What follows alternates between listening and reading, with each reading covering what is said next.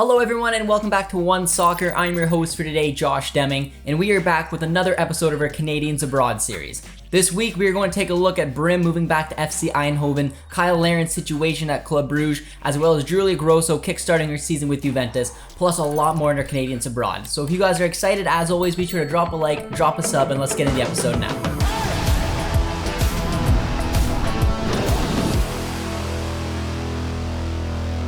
We are going to kick things off in Germany with Alphonso Davies as he was back in action. Davies started and played all 90 minutes as a left back in a 4-2-3-1 system. Davies created 3 chances, had 2 shots, completed 82% of his passes, had 86 touches, and had 8 recoveries.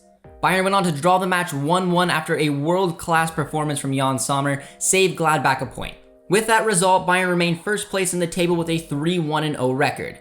Alphonso Davies was also named into Kicker's Bundesliga Team of the Week, a great performance from him. Davies looked deadly coming from the left-hand side, and when Bayern play this way, Davies is so active in the match, having a ton of touches and really playing his strengths. Hopefully, if they keep up this style, Davies will be in for a massive season.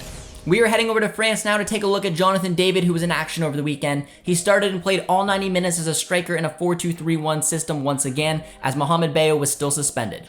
In the match, David had 2 great chances. He hit the post, had 3 shots, 36 touches, 3 recoveries. He completed 90% of his passes, and he missed a penalty. It was still a solid performance from David, but this will be one he'll be very frustrated with. The first big opportunity he had to score, he skied it. The second was a missed header which came off his shoulder. And finally, having struck the penalty well, he was very unlucky as it slammed off the post.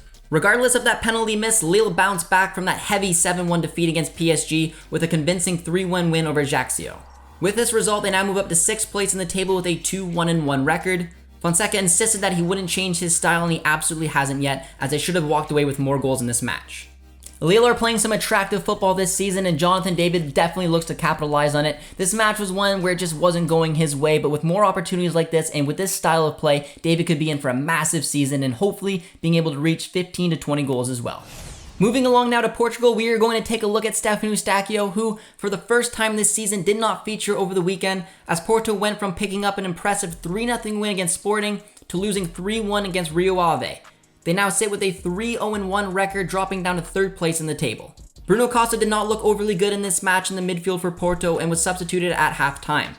Eustaquio wasn't given the opportunity to come on because Porto were already losing 3-0 and they went for more attack-minded substitutes. After a poor result like this, Eustaquio might just be given his first start of the season next weekend as Porto look to bounce back. Twitter was definitely on Eustaquio's side, as a lot of Porto fans as well as Canadian men's national team fans really praised Eustaquio and wanted him to get back in the starting 11 very soon. Staying in Portugal, we are going to take a look at Steven Vitoria, who started over the weekend and played 90 minutes as a center back in a 4-3-3 system. Vitoria had 37 touches, 12 clearances, 3 recoveries, 2 interceptions, 2 shots, scored a beautiful header coming from a set piece, and was the man of the match.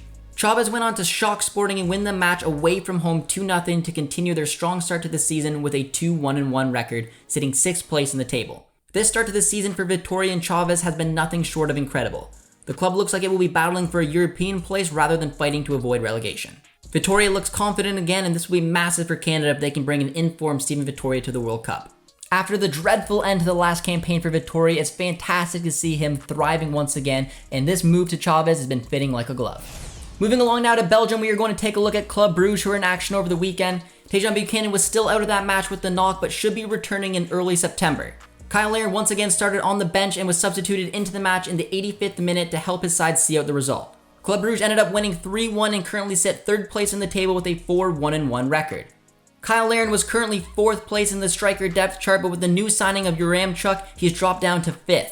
The future of Noah Lang is still up in the air, so if he does move on, Kyle Larin could potentially be 4th in that striker depth chart, but either way, that is way too low. He's not getting the minutes that he's wanted. Every time he's come on the pitch, he hasn't really capitalized, so it begs the question, will we see a bit of a Brym situation?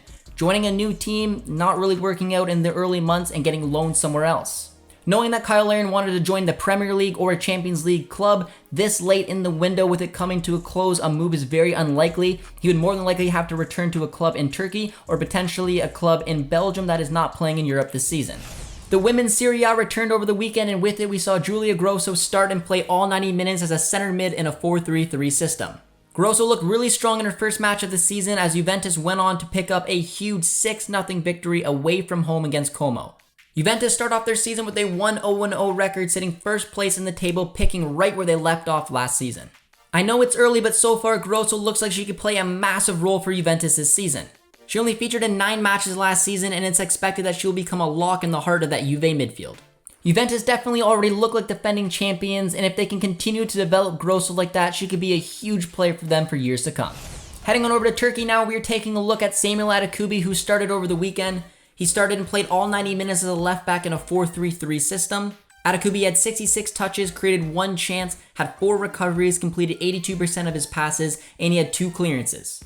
Hatayspor went on to lose the match 1-0, and they feel like they should have got something out of this match. They dominated possession once again and had some good opportunities, but they just weren't able to finish any of them.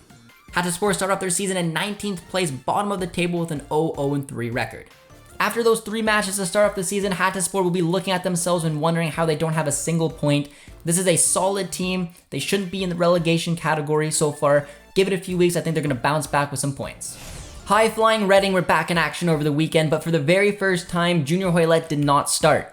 He was substituted into the match in the 90th minute to help his side see out the result. Reading went on to win the match 1-0 over Millwall, winning 3 matches in a row. They now sit first place in the table with a 4-0-2 record. The championship is grueling and there are a lot of matches coming up, so Junior Hoilett was rested, but it's fantastic to see Reading having such an incredible start and sitting first place right now in the table. Staying in the championship, we're taking a look at Blackpool and Theo Corbeanu, who was in action over the weekend as he started on the bench but was substituted into the match in the 79th minute to try to help his side look for the equalizer. Well, a substitution paid off because in the 90th minute, Corbeanu scored in his 2nd straight game for Blackpool.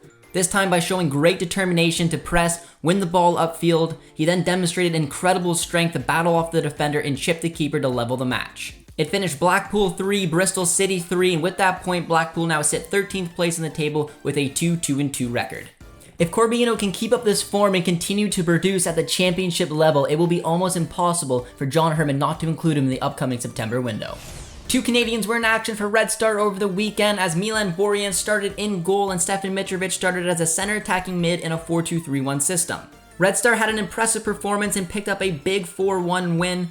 Mitrovic looked very good in this match as well, playing 80 minutes, picking up a goal and an assist. The goal came from Steph making a good run into the box to finish off a nice cross, and the assist was pure genius. Steph dribbled past a couple defenders and did a no-look through ball to set up his teammate to finish it off. Red Star sit first place in the table with a 6-0-0 record, and it was business as usual with a great bounce-back performance after missing out on Champions League qualification. Mitrovic has looked incredible so far this season, which makes the September window very telling. Will Canada or Serbia call him up? He's definitely earned a call up in my opinion, and we're just going to have to wait to see what happens. Another Canadian striker was in action in Liga over the weekend as Ike Ugbo started and played 59 minutes as a striker in a 5-4-1 system. Ugbo was making his 2nd straight start for Troyes, but unfortunately wasn't able to make much of an impact up front. In the match, Ugbo only had 12 touches, he had 1 shot, and no real good looks at goal. His replacement Balde scored 2 minutes after coming on for him as Troyes went on to win the match 3-1 against Angers, picking up their first win of the season to now sit 15th place in the table with a 1-0-3 record.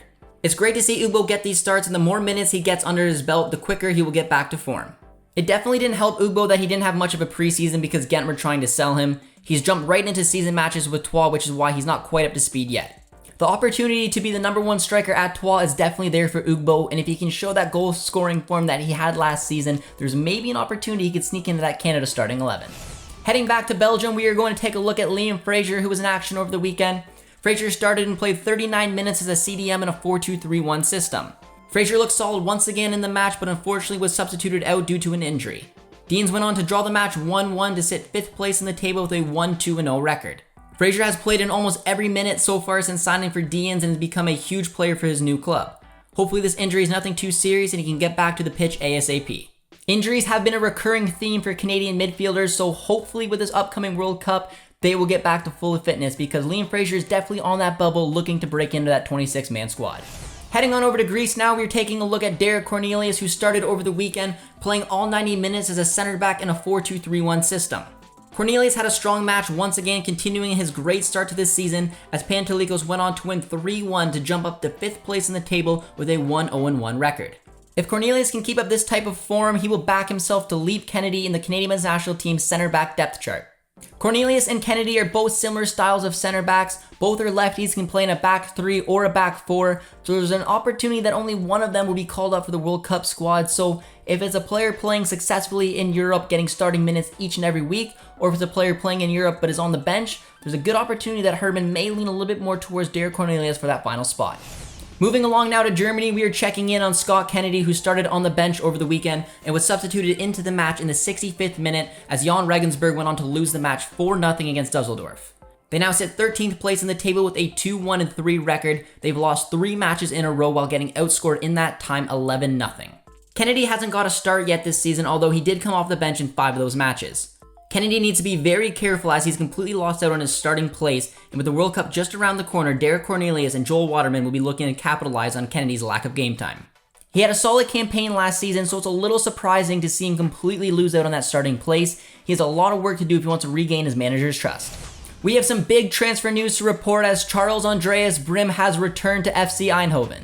Brym left for Sparta Rotterdam earlier this summer after a terrific season with Eindhoven last campaign.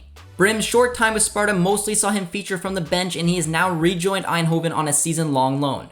Last season, Brym made an immediate impression and quickly became a mainstay in Rob Pender's successful team. In 31 games for FC Eindhoven, he scored 9 goals and had 1 assist as well. Eindhoven are excited to have Brym back, as their technical manager had this to say. Charles Andreas is the opportunity we kept our eyes open for. Last year, he made an indelible impression with us and then made a deserved transfer to Sparta. With a view to the World Cup, among other things, he wanted to return to us. I'm glad that we succeeded.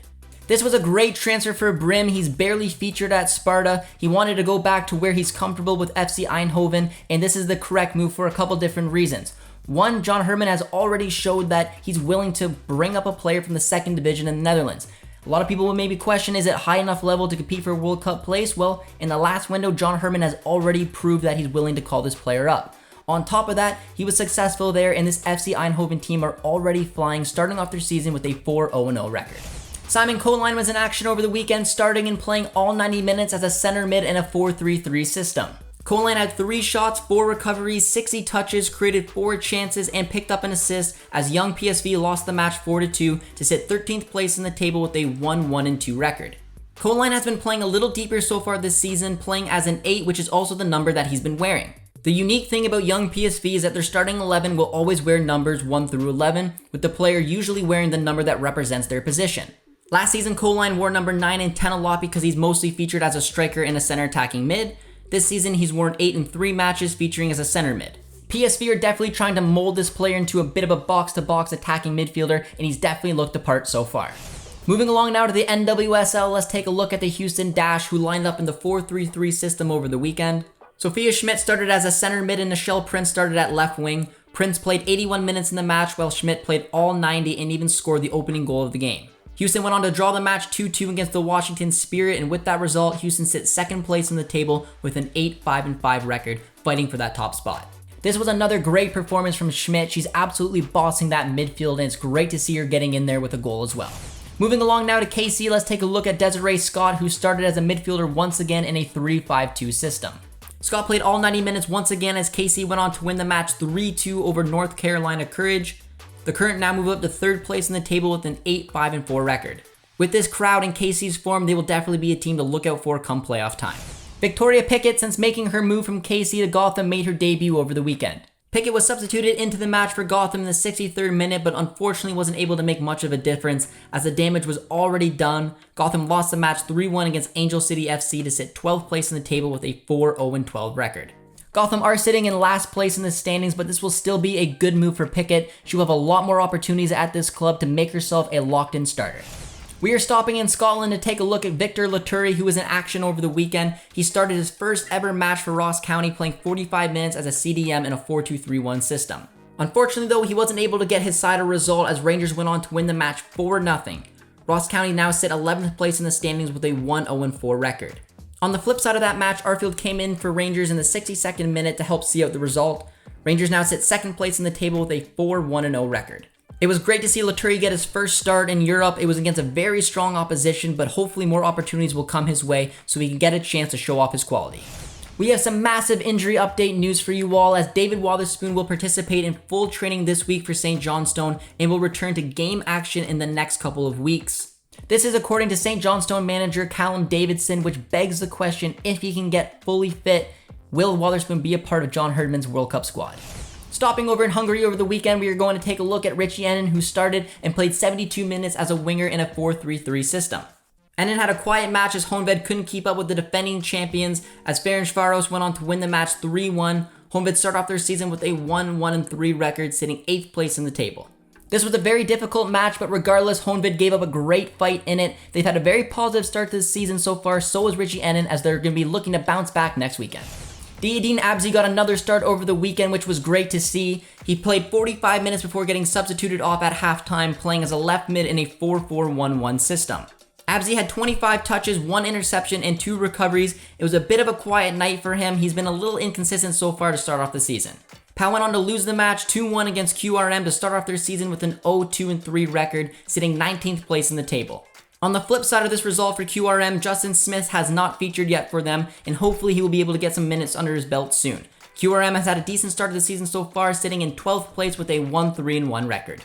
Canadian supporters will be hoping that Justin Smith can feature a lot this season in Ligue 2. He is a bright talent, and with the opportunity to potentially down the line look to get into the Canada team, this will be a massive opportunity to build this season. We want to see him get back soon.